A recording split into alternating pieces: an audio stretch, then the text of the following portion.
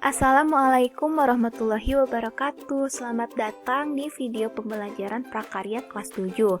Anak-anak, bagaimana kabar kalian hari ini? Semoga sehat selalu ya, selalu menjaga pola makan dengan asupan makanan yang sehat, bergizi, dan juga bernutrisi. Dan jangan lupa selalu menerapkan 3M, yaitu menjaga jarak, mencuci tangan, dan memakai masker jika berpergian keluar rumah. Anak-anak, alhamdulillah pada hari ini kita sudah memasuki pertemuan ke-12. Tidak terasa ya, meskipun belajarnya di rumah, kalian harus tetap semangat, oke? Hari ini kita akan masuk ke bab selanjutnya, yaitu bab 5 tentang pengolahan bahan pangan buah segar menjadi makanan dan minuman. Nah, materi yang akan kita bahas pada bab ini ada 5. Yang pertama itu pengertian buah segar, kemudian karakteristik buah-buahan, kandungan dan manfaat buah-buahan, teknik pengolahan, dan tahapan pembuatan pengolahan makanan dan minuman. Di dalam tahapan pembuatan pengolahan ini meliputi perencanaan, pelaksanaan, pengemasan, dan penyajian, serta evaluasi. Khusus untuk pertemuan ini, kita akan mempelajari 3 saja, yaitu pengertian buah segar, karakteristik, kandungan dan manfaat buah-buahan. Untuk teknik, pengolahan dan juga tahapannya itu akan dibahas di pertemuan selanjutnya. Tujuan pembelajarannya yang pertama, kalian harus bisa menjelaskan pengertian buah segar. Kemudian, kedua, mengklasifikasikan karakteristik buah-buahan dengan tepat. Yang ketiga, menguraikan kandungan dan manfaat buah-buahan. Keempat, menjelaskan tahapan pengolahan pangan dari bahan menjadi makanan dan minuman segar. Yang kelima, melakukan tahapan pengolahan, menyajikan makanan dan minuman dari bahan pangan buah segar sesuai prosedur yang sudah dirancang yang ada di wilayah setempat. Nah, nanti jadi pada pertemuan akhir dari bab ini, kalian akan ibu tugaskan untuk membuat pengolahan buah segar menjadi makanan atau minuman. Nanti kalian videokan bagaimana proses awal dari bahan segar menjadi makanan atau minuman. Slide selanjutnya, pasti kalian sudah kenal dengan buah-buahan ini. Coba sebutkan ada apa saja buah-buahan yang tertera di gambar. Ya ada pisang, apel, pepaya, nanas, jeruk, dan lain sebagainya. Masih banyak ya. Apakah ada buah kesukaanmu di gambar ini? Pasti kalian suka dengan buah-buahan ya. Semua orang suka dengan buah-buahan. Kenapa? Karena buah-buahan banyak mengandung vitamin dan nutrisi yang baik untuk tubuh kita. Banyak kandungan dan manfaatnya ya yang sangat baik untuk kesehatan kita. Nah, banyak sekali orang memakan buah dengan cara langsung. Mungkin kalian juga ya memakan buah dengan cara langsung. Tapi, apakah buah bisa diolah? Ya, bisa ya, tentu saja bisa. Contohnya seperti apa? Kita ambil contohnya itu buah pisang. Buah pisang selain bisa dimakan langsung, itu kita bisa diolah ya. Bisa kita olah menjadi pisang goreng, kemudian pisang keju, kolak pisang, es pisang coklat, dan masih banyak ya. Seperti keripik itu. Nah, itu adalah salah satu contoh dari buah pisang yang diolah, pengolahan buah pisang ya. Contoh lainnya apa? Contohnya apel. Apel diolah menjadi keripik apel, ada kan keripik apel. Nah, selain itu bisa juga dihaluskan ya, atau di jus ya. Jadi jus apel. Nah, itu salah satu ya. Ya, contoh pengolahan bahan pangan buah segar menjadi makanan dan minuman. Nah, jadi pada bab ini kita akan membahas bagaimana pengolahan buah segar menjadi makanan dan minuman. Tetapi sebelum ke pengolahannya, kita akan membahas terlebih dahulu bahan pangannya, yaitu buah segar. Ya. Apa sih yang dimaksud dengan buah segar? Secara harfiah, Pengertian dari buah segar ini adalah bahan pangan yang tidak memerlukan pengolahan dan sudah dapat dikonsumsi secara langsung. Jadi maksudnya buah yang sudah matang, yang sudah kita petik, panen, matang, itu bisa langsung kita makan tanpa adanya proses pengolahan atau proses masak ya. Contohnya seperti digoreng, direbus, kukus. Nah, itu contoh proses pengolahannya. Jadi kalau buah segar itu tanpa adanya proses pengolahan, jadi bisa langsung dimakan. Itu yang dimaksud dengan buah segar. Nah, buah segar ini termasuk makanan yang sangat disukai karena kaya nutrisi yang baik untuk pertumbuhan, kesehatan, dan kecantikan tubuh manusia. Seperti itu pengertian dari buah segar. Sekarang kita masuk ke karakteristik buah-buahan. Berdasarkan sifatnya, buah-buahan ini dikelompokkan menjadi beberapa golongan, yaitu berdasarkan musim berbuahnya, kemudian berdasarkan iklim tempat tumbuhnya, dan juga berdasarkan proses pematangannya. Kita yang ke pertama dulu ya, berdasarkan musim berbuahnya. Nah, dibagi lagi menjadi dua. Yang pertama ada buah musiman. Buah musiman ini adalah buah yang hanya ada di waktu musim tertentu. Jadi pada suatu saat berbuah banyak dan pada saat lain tidak berbuah sama sekali. Contohnya buah durian. Nah, jadi pada buah musiman ini kita tidak bisa mengkonsumsi buah durian ya, buah durian contohnya sepanjang tahun. Jadi tidak bisa mengkonsumsi buah-buahan sepanjang tahun, buah musiman sepanjang tahun. Contohnya durian, kita harus menunggunya terlebih dahulu jika ingin mengkonsumsinya. Kita harus menunggu musimnya. Misalnya musim durian ini panennya itu bulan November dan Desember. Nah, jadi kita harus menunggu bulan November dan Desember itu untuk mengkonsumsi. Selain dari bulan itu, kita akan sulit mendapatkannya, sulit mencari buah durian karena bukan musimnya. Seperti itu. Jadi buah musiman ini hanya ada di waktu musim tertentu, terbatas ya. Nah, contoh lainnya ada mangga, kemudian kedongdong, duku, dan juga rambutan. Nah, selanjutnya ada buah sepanjang tahun. Buah sepanjang tahun ini jenis buah-buahannya tersedia sepanjang tahun. Ya, jadi buah ini buah yang dapat kita nikmati kapan saja sepanjang tahun tersedia. Contohnya apa? Contohnya seperti pisang, kemudian pepaya, jambu air, jambu biji, dan juga markisa. Nah, ini contoh-contoh dari buah sepanjang tahun. Kalian pasti sering melihat buah-buahan ini jika kalian ikut orang tua kalian ke pasar. Ya, nah itu adalah buah sepanjang tahun ya. Jadi di mana saja, kapanpun itu bisa mudah didapatkannya. Kalau tadi buah durian itu sulit ya. Hanya di bulan-bulan tertentu kita bisa menikmati durian. Itu buah musiman. Kalau buah sepanjang tahun bisa kapan saja bisa dinikmati. Nah, berdasarkan musim berbuahnya. Sekarang berdasarkan iklim tempat berbuahnya. Dibagi lagi ada buah tropis.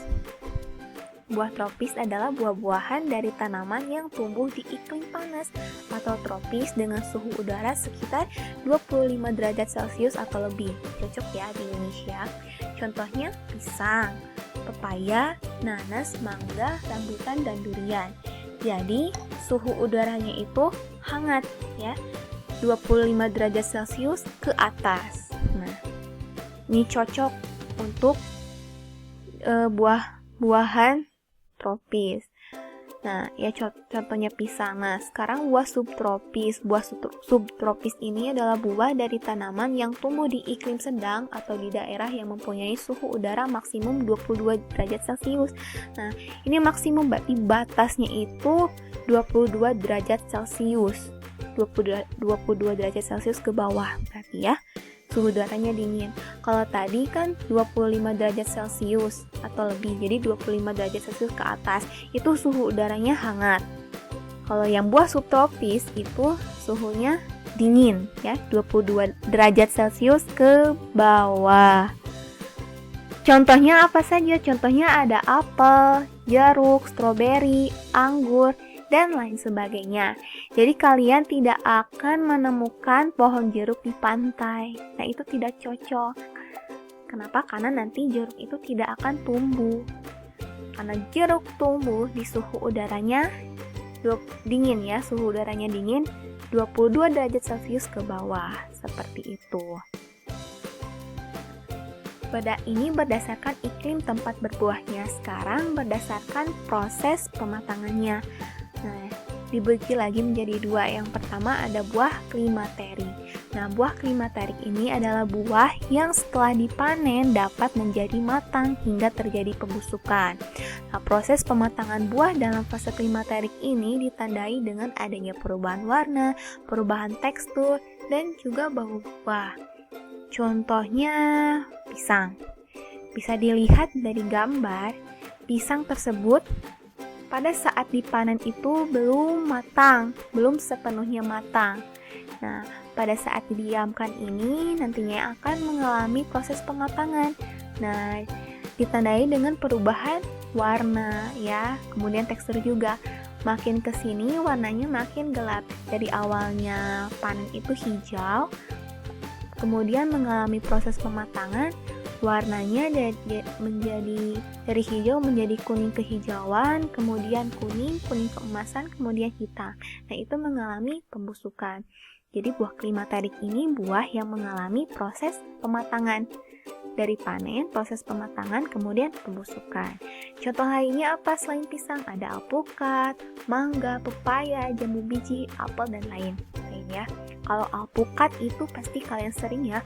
Misalkan mama kalian, ibu kalian itu membeli alpukat yang masih mentah, kemudian si alpukat tersebut itu didiamkan, dimasukkan di karung yang berisikan beras, kemudian didiamkan selama beberapa hari. Nah, kemudian diangkat lagi dan si alpukat itu sudah matang. Nah, jadi itu adalah contoh dari buah klimaterik ya yang mengalami masa pematangan mengalami proses pematangan pada saat dipanen, sudah dipanen. Sekarang buah non klimaterik.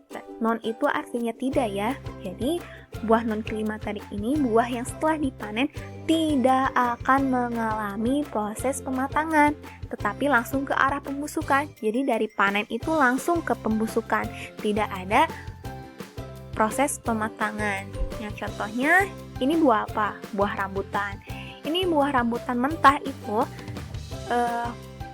buah rambutan mentah itu kalian langsung petik, dipanen. Nah, hasilnya bukan matang tapi langsung busuk jika didiamkan. Makanya untuk buah non klimaterik ini diharuskan sebelum dipanen itu buah harus matang di pohon terlebih dahulu, sehingga nantinya akan seperti ini buah rambutannya ya. Contoh lainnya apa? Ada semangka, anggur, jambu air, dan nanas ya. Tadi kalau klimaterik itu mengalami proses pematangan, jika non klimaterik tidak mengalami proses pematangan. Nah, sekarang kita masuk ke kandungan dan manfaat buah-buahan. Para ahli telah meneliti bahwa setiap buah sangat bermanfaat bagi kesehatan tubuh kita karena setiap buah memiliki kandungan vitamin dan nutrisi lainnya yang sangat bermanfaat. Nah, berikut ini kandungan dan manfaat dari beberapa buah-buahan. Yang pertama ada jambu biji. Jambu biji atau nama ilmiahnya Psyllium buah java kaya akan kandungan dan manfaat. Jambu biji ini memiliki vitamin C 4 kali lebih banyak dibandingkan dengan jeruk. Kemudian vitamin C berfungsi melancarkan kerja otak dan peredaran darah. Selain itu, jambu biji juga mengandung antioksidan yang dapat melawan radikal bebas dan menangkal kanker. Kemudian, di dalam jambu biji terdapat kandungan serat yang tinggi sehingga mampu memperlancar proses pencernaan. Kemudian yang kedua ada avokat. Di avokat ini memiliki banyak manfaat untuk kesehatan dan juga kecantikan. Kandungan lemak nabati yang tinggi dan tak jenuh bermanfaat untuk menurunkan kolesterol, khususnya kolesterol jahat ya, LDL, sehingga berguna untuk mencegah stroke, penyakit jantung, darah tinggi, dan juga kanker. Lemak tak jenuh pada avokat juga mengandung zat anti jamur, antibakteri, dan mampu mengurangi nafsu makan sehingga tidak menyebabkan seseorang menjadi gemuk. Jadi cocok untuk yang program diet. Kemudian kandungan vitamin A dan E pada buah avokat sangat baik untuk kesehatan mata dan menghaluskan kulit. Kemudian menghilangkan kerutan dan juga membuat kulit tampak lebih muda.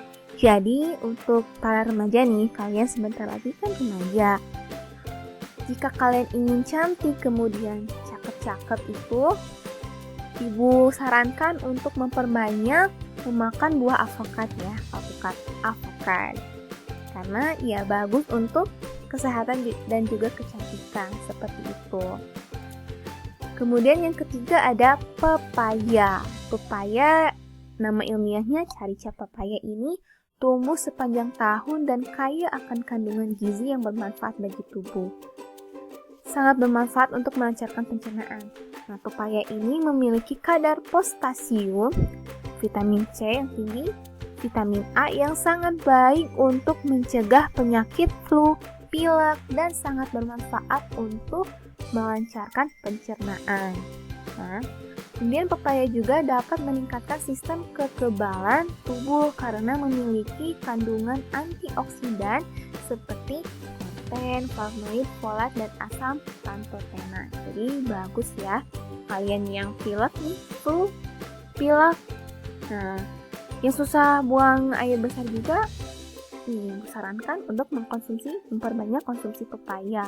Kemudian yang keempat ada belimbing. Nama ilmiahnya Averrhoa carambola. Ini rasanya manis, segar. Terus jika kita potong buahnya itu berbentuk seperti bintang. Nah, kandungan gizi di dalam belimbing ini memiliki banyak vitamin C dan serat yang cukup tinggi ya, besar. Kemudian terdapat vitamin A, E, dan B kompleks. Kandungan pada buah belimbing ini memiliki banyak manfaat untuk kesehatan, antara lain meningkatkan daya tahan tubuh karena mengandung vitamin C yang tinggi, kemudian melindungi tubuh dari radikal bebas dengan adanya antioksidan alami. Kemudian di dalam belimbing juga dapat menurunkan tekanan darah tinggi dan mengatasi penyakit batuk. Jadi kalau kalian memiliki penyakit tekanan darah tinggi, nah boleh bisa diturunkan dengan buah belimbing, atau yang batuk juga bisa mengkonsumsi belimbing supaya cepat sembuh. Nah, seperti itu beberapa contoh buah-buahan yang memiliki kandungan dan manfaat. Nah, untuk kesimpulannya, ibu, ini tugas ya individu. Kalian mengerjakan soal-soal ini ya, soal-soal ini. Jelasan pengertian bahan pangan bersegar yang ini. Nanti kalian tulis di buku prakarya kalian dengan soal dengan jawabannya, kemudian fotokan ke ibu seperti biasa, fotokan ke ibu terus kirimkan ke WA ya, seperti itu untuk kesimpulannya. Untuk pertemuan hari ini kita cukupkan sampai sini. Semoga kalian paham ya. Jika tidak paham kalian boleh WA ke ibu, bertanya ke ibu ya. Jika ada yang belum paham tentang materi dan juga tugas ya. Semoga paham dan terima kasih. Sampai jumpa di pertemuan berikutnya. Wassalamualaikum warahmatullahi wabarakatuh.